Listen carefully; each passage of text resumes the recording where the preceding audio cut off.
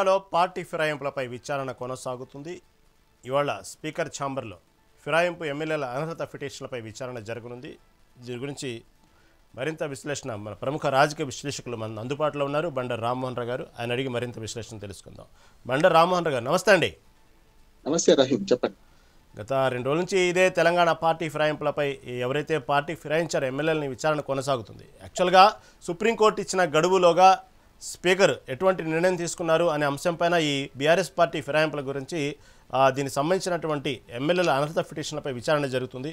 ఇది కేవలం సుప్రీంకోర్టు ఇచ్చిన తీర్పు ప్రకారం కాబట్టి దానికి ఆన్సర్ ఇవ్వాలన్నట్టు జరుగుతుందా, నిజంగానే హేతుబద్ధంగా జరుగుతుందా? ఎందుకంటే బీఆర్ఎస్ ఎవరైతే పిటిషన్లు వేశారో ఆ లాయర్లు, ఆ సంబంధించిన ఎమ్మెల్యేల లాయర్లు కానివ్వండి, ఇటు ఎవరైతే పార్టీ ఫిరాయించిన ఎమ్మెల్యేలకు సంబంధించినట్టు లాయర్లు కానివ్వండి, ఈ వాదోపాదాలు జరుగుతున్నాయి.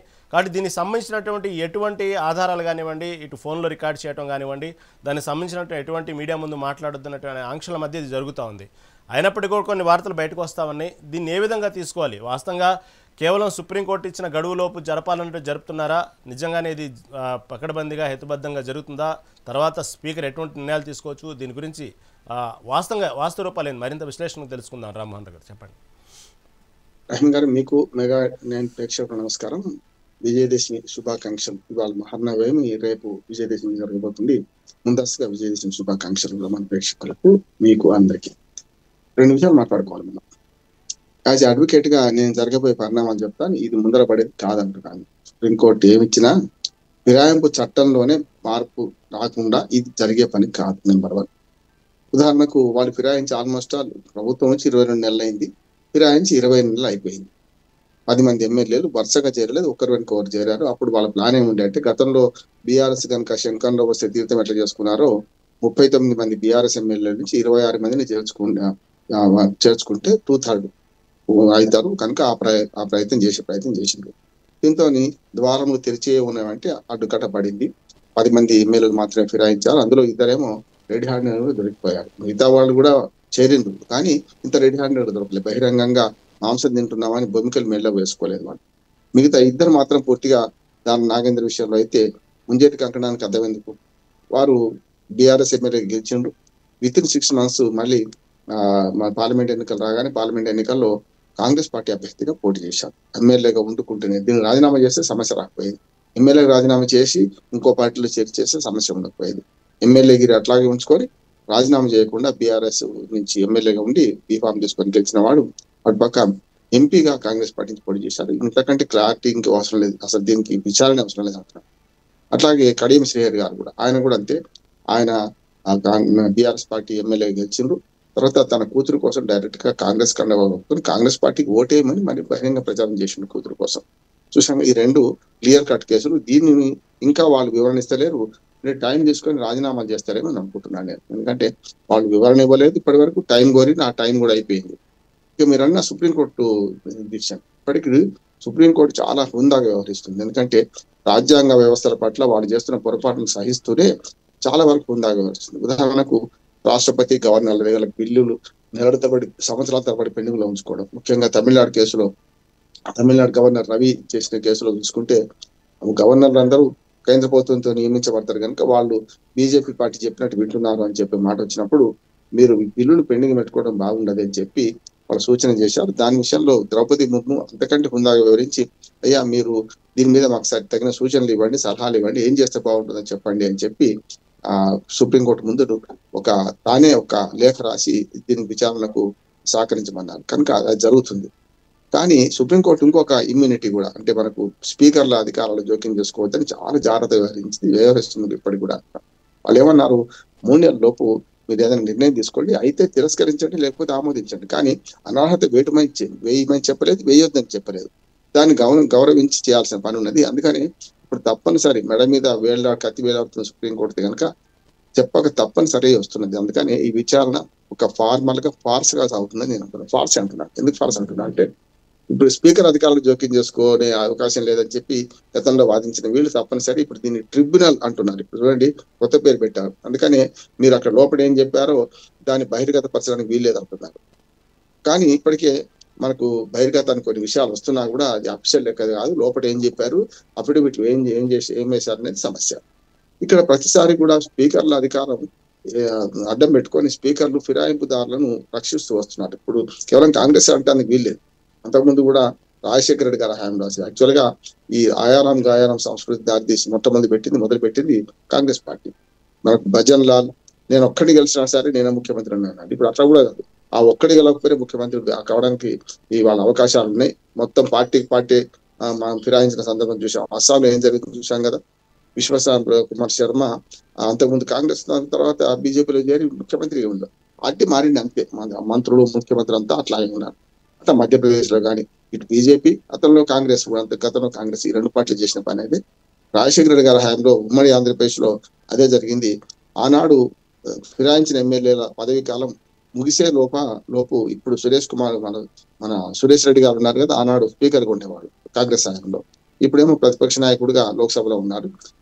అటువంటి ఆయన కూడా అప్పుడు ఈ ఫిరాయింపులు ప్రోత్సహించే క్రమంలో చివరి దాకా వచ్చినాక 6 నెలల ముందు రాజీనామా చేయించండు, మీ పదవులు పోతే అనర్హత వేటు వేస్తే మీ పెన్షన్లు రావని చెప్పి ఇట్లా మనం చూసాం. పోచారం శ్రీనివాస్ రెడ్డి ఇప్పుడు ఫిరాయింపు ఎమ్మెల్యేలు ఒకరు ఆయన కూడా అంతే. గతంలో బీఆర్ఎస్ పార్టీ వరుసగా ఎమ్మెల్యేలను ఫిరాయించుకుంటుంటే దాన్ని చూస్తూ ఊరుకునే సందర్భం చూసినాం మనం. కాకపోతే ఆనాడు బీఆర్ఎస్ పార్టీ వాదన ఏం చెప్పినా కూడా శంకర్లో వస్తే తీర్థం చేసుకున్నారు. 2018లో 21 మంది బీజేపీ మన కాంగ్రెస్ పార్టీ వాళ్ళు గెలిస్తే 15 మంది టీడీపీ గెలిస్తే వైఎస్ఆర్ నుంచి ఇద్దరు గెలిస్తే చివరి సిపిఐ సభ్యుడిని కూడా చేర్చుకొని ఈ 4 పార్టీలను విలీనం చేసుకున్న సందర్భం చూసినాం. సిఎల్పి విలీనం అయిందని చెప్పి ప్రకటించిన సందర్భాలు చూసినాం. అది ఒక్కసారి చేరలేదు, వేరువేరుగా చేరిన 2/3 మెజారిటీ చేరిందని చెప్పి చేసిన సందర్భాలు చూసినాం. రెండోది 2018 ఎన్నికల్లో కూడా 19 మంది కాంగ్రెస్ ఎమ్మెల్యేలు గెలిస్తే అప్పుడు కూడా అదే చూసినాం మనం. కనుక 2 సార్లు కూడా వాళ్ళు ఏం చేశారంటే ఫిరాయింపుల చట్టానికి దొరకకుండా ఫిరాయింపుదారులను సంఖ్య పెంచుకొని 2/3 మెజారిటీ చేసుకొని సిఎల్పీలను విలీనం చేస్తున్నారు. అది తప్పే అంటున్నాను. ఆ తప్పు ఒప్పు కాదు కదా. రేవంత్ రెడ్డి గారు చాలా ఆక్రోశిస్తూ అదే వస్తుంది. ఎవరైతే ఫిరాయింపు ప్రోత్సహిస్తున్నారో వాళ్ళేమో చాలా మంచి పని అనుకుంటున్నారు. ఫిరాయింపులు బాధితుల పడ్డ వాళ్ళేమో ఆనాడు బీఆర్ఎస్ ఏడ్చింది, తర్వాత కాంగ్రెస్ ఏడ్చింది, టీడీపీ ఏడ్చింది, మా ఎమ్మెల్యేని దోచుకుంటున్నారు తీసుకుపోతున్నారు అని చెప్పి చివరికి రేవంత్ రెడ్డి గారు ఒక మాట అన్నారు. ఏమనంటే ఫిరాయింపుదారులను తరిమి కొట్టండి, మేమైతే రాళ్లతో ఒకటి చంపుతామనే మాట మాట్లాడారు. కానీ ఇప్పుడు ఏమైంది, ఎవరిని రాళ్లతో కొట్టాలి? ఆనాడు ఫిరాయింపులు ప్రోత్సహిస్తుంటే వీళ్ళందరూ ఓడించండి అని ప్రజలకు పిలిపించారు రేవంత్ రెడ్డి గారు. చాలా మంచి పని అనుకున్నారు. అప్పుడు దానివల్ల ఏమైందంటే 12 మంది ఫిరాయిస్తే ఇది 2018లో కాంగ్రెస్ ఎమ్మెల్యే బీఆర్ఎస్ లోకి వస్తే అప్పుడు బీఆర్ఎస్ కాలే అప్పటికి ఇంకా టీఆర్ఎస్ లోకి వస్తే వాళ్ళు 11 మందిని ఓడించారు. ఒక్క సబితా ఇంద్రారెడ్డి ఇంకొకరు ఎవరో గెలిచినట్టున్నారు, మిగతా మొత్తం 10 మంది ఓడించారు. వాళ్ళని ఓడించారు. ప్రజల తీర్పు ఈ ఫిరాయింపుదారుల పట్ల ఎట్లా ఉందో చూస్తున్నాం కదా. అటువంటి అప్పుడు మళ్ళీ ఇప్పుడు ఫిరాయించి 10 మందితో పరిమితం కావడం వల్ల ఇప్పుడు సమస్య ఎక్కడి నుంచి వచ్చిందంటే సుప్రీంకోర్టు ఆదేశించడం జరుగుతుంది. ఇక సిరిసిల్ల ఇప్పుడు ఏం జరుగుతుందో చెప్తాను నేను. జరిగే క్రమం ఏంటంటే ఇంకా ముంజేది కండడానికి అదే మంది కనంటూ వాళ్ళు దేవుని కండవాలంటారు, 3 రంగుల జెండా కండవాలంటారు. కాంగ్రెస్ పార్టీ గుర్తు లేదు కదా, చేతి గుర్తు కండవా మీద అంటున్నారు. రకరకాల జిమ్మిట్లు చెప్తున్నారు. కానీ వాళ్ళు చెప్పిన వీడియోలు కానీ వాళ్ళు మాట్లాడిన మాటలు కానీ ముఖ్యమంత్రి స్వయంగా 26 మందిని చేర్చుకోబోతున్నాం, 10 మంది చేరారు ఇప్పటికే, మిగతా 16 మంది కూడా అతి త్వరలో ద్వారాలు తెరిచి ఉన్నాయని చెప్పి ప్రకటన సందర్భం చూసాం కదా. అదే 10 మంది చేసుకున్నట్టు ఒప్పుకున్నట్టే కదా. అట్లానే ఫిరాయించిన 10 సారి కూడా ప్రెస్ మీట్ పెట్టకుండానే వాళ్ళందరూ మా పార్టీలోకి వచ్చినాక ఆహ్వానిస్తున్నామని కూడా రేవంత్ రెడ్డి గారు చెప్పిన సందర్భం చూసాం. అంతేందుకు పిసిసి అధ్యక్షుడు స్వయంగా మా పార్టీలో చేరింది వీళ్ళు అన్న మహేష్ కుమార్ గౌడ్ గారి స్టేట్మెంట్ కూడా ఉన్నాయి. అవన్నీ పక్కన పెడదాం. ఈ ఫిరాయించిన ఎమ్మెల్యేలే మేము అభివృద్ధి కోసం పార్టీలో చేరినాం అనే మాట చాలాసార్లు చెప్పుకొచ్చారు కదా. అవన్నీ పక్కన పెడదాం. అసెంబ్లీ సాక్షిగా స్పీకర్ సమక్షంలోనే వీళ్ళు బీఆర్ఎస్ వైపు బెంచ్ల వైపు కూర్చోకుండా అటువైపు కూర్చున్న సందర్భం చూసాం, అధికార పార్టీ వైపు కూర్చున్న సందర్భాలు చూసినాం కదా. ఇంకేం కావాలి ఇంతకంటే? కానీ ఇప్పుడు ఏమైందంటే తాత్సార్యం చేసి మొత్తం ఈ సుప్రీంకోర్టు అన్నది కనుక ఏదో విచారణ తూతు మంత్రంగా పరిగణించి పనిచేస్తున్నారు. రెండోది ఏమవుతుందంటే రేపు 6 అక్టోబర్ నుంచి వాళ్ళ 1 అక్టోబర్లో ఉన్నాం, ఇంకొక 4 రోజుల్లో ఆయన స్పీకర్ గడ్డం ప్రసాదరావు గారు ఆయన విదేశాలకు వెళ్తున్నారు. మళ్ళీ 23 అక్టోబర్ దాకా రాడు. కనుక మీరన్న రహీం గారు మీరన్న సుప్రీంకోర్టు ఇచ్చిన గడువు అక్టోబర్ 31కి ముగుస్తుంది. ఈ నెలాఖరులోగా ముగుస్తుంది, 30 తారీఖే ముగుస్తుంది. కనుక ఆ లోపు విచారణ జరిపించడం అనే ఒక మాట చెప్పుకోవడానికే ఈ విచారణ చేస్తున్నాం తప్ప ఏం లేదు. ఇవాళ రేపు కొందరు చేస్తున్నారు. వాళ్ళందరూ కూడా ప్రజల సమక్షంలో అబద్ధాలు ఆడుతున్నారు. స్పష్టంగా చేరినట్టు తెలుసు. అభివృద్ధి కోసం అంటే మనకు ఒక రకంగా తాడి చెట్టు ఎందుకు ఎక్కావురా అంటే దూడగడ్డి కోసం అన్నట్టు వీళ్ళు మాట బుకాయిస్తున్నారు. బుకాయించే మాటలు ఖండిస్తూ బీఆర్ఎస్ ఎమ్మెల్యేలు ఎవరైతే ఫిర్యాదు చేశారో వాడు ఇప్పటికీ వివరణ ఇచ్చారు. ఇంకా వివరణ కోరుతూ ఇప్పుడు వీళ్ళిద్దరి మధ్యన ట్రిబ్యునల్ అని పేరు పెట్టి ఇటుపక్క అటుపక్క అడ్వకేట్లను తెచ్చుకోమన్నారు. అడ్వకేట్లు ఇటుపక్క అటుపక్క వాదిస్తున్నారు. అది జరుగుతుంది. ఈ 4 రోజులు 3 రోజులు జరుగుతాయి. ఆర్గ్యుమెంట్స్ వింటారు. కేసును వాయిదా వేస్తూ తీర్పు రిజర్వ్ పెడుతూ వెళ్ళిపోతారు. నేను భవిష్యత్తులో జరిగేది అడ్వకేట్ చెప్తున్నాను. ట్రిబ్యునల్ తీర్పును పక్కకు పెట్టి రేపొద్దున మళ్ళీ రిజర్వ్ తీర్పు పెట్టుకొని ఆయన వెళ్ళిపోతాడు. 23 తర్వాత వస్తారు. ఇక వారం రోజులు ఉంటాయి కదా, అప్పుడు ఏదైనా తీర్పు వెలువరిస్తారు. అయితే అనర్హత పెట్టి విధిస్తారు అనుకుంటున్నాను. కాకపోతే వాళ్ళు ఇద్దరిని ఒక రకంగా, మిగతా 8 మందిని ఒక రకంగా తీర్పు చెప్పొచ్చు. లేదు అందరినీ అనర్హతకి వేడి చేయొచ్చు. లేకపోతే కొందరిని మాత్రం అనర్హత, కొందరినేమో రాజీనామా చేయించవచ్చు. ఏదైనా జరగవచ్చు. అక్టోబర్ నెలాఖరికి తెలుస్తుంది. ఇంకొక మాట చెప్పి ముగిస్తాను. రైట్ రామ్మోహన్ గారు, మీరు చెప్పినట్టు ఇవన్నీ చట్టాలు, తీర్పులు ఇవన్నీ కాదు. ఎవరైతే పార్టీ ఫిరాయించిన ఎమ్మెల్యేల స్థానంలో ప్రజలే సరైన తీర్పిస్తే కానీ ఈ ఎమ్మెల్యేలు పార్టీ ఫిరాయించాలంటే సాహసం చేయడానికి కొంచెం వన్నీలు వెనుక పుట్టాలి. అలాంటి రోజులు వస్తే కానీ ఈ పార్టీ ఫిరాయింపు ఎమ్మెల్యేలు కొంచెం దాదాపుగా ఇలాంటి ఆలోచన అనేది తగ్గిద్దండి. ఈ చట్టాలు గిట్టాలు అనేటప్పటికీ ఈ 5 ఏళ్ల కాలం పూర్తి చేస్తున్నారు. ఇదే విధంగా మళ్ళీ ఎన్నికలు వచ్చే సమయానికి ఏదో ఒక తీర్పు వస్తున్నారు, మళ్ళీ ఎన్నికలు వచ్చేస్తున్నాయి. ఈ విధంగా వాళ్ళకి అలవాటు అయిపోయింది. ఈ విధంగా చేసుకుంటూ వెళ్ళొచ్చు, పోస్ట్ పోన్ చేసుకుంటూ వెళ్ళొచ్చు, చట్టంలో ఉన్న లొసుగుల్ని వాడుకుంటూ మళ్ళీ ఎన్నికల దాకా వెయిట్ చేయడం, ఎన్నికల నోటిఫికేషన్ వచ్చేయడానికి ఏదో తూతుమంత్రంగా దానికి సంబంధించినటువంటి ఏదో ఒక నిర్ణయం తీసుకోవడం. కాబట్టి ఎప్పుడైతే పార్టీ ఫిరాయించిన ఎమ్మెల్యేల పైన ప్రజలు సరైన తీర్పిస్తే కానీ ఇలాంటి మార్పులు జరగడానికి ఆస్కారం ఉందండి. చక్కటి విశ్లేషణ అందించినందుకు రామ్మోహన్ గారు ధన్యవాదాలండి మీకు.